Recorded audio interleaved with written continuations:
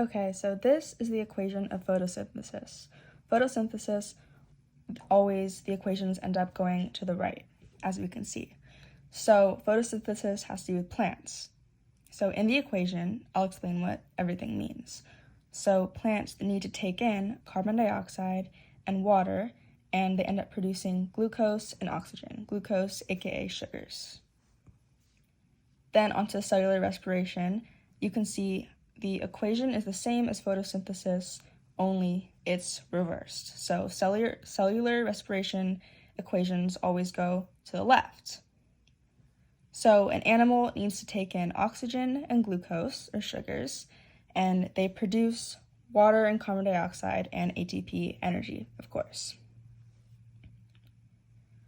So this equation represents the breakdown of water into protons, oxygen, and electrons if it's going to the right.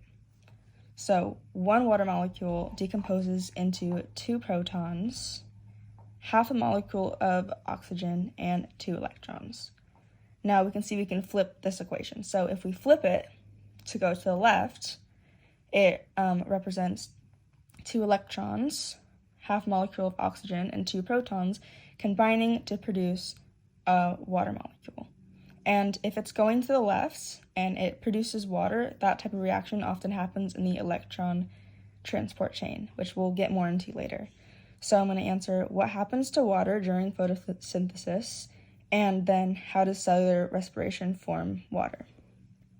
So during photosynthesis, the water is oxidized and ends up being oxygen, protons, and electrons.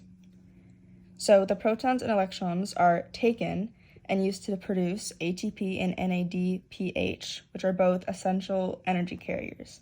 And the oxygen is left over here and released as a byproduct.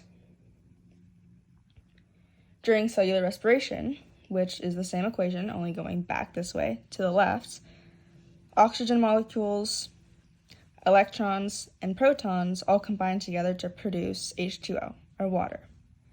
And like I mentioned earlier, this often happens in the electron transport chain. So this is an example of an electron transport chain.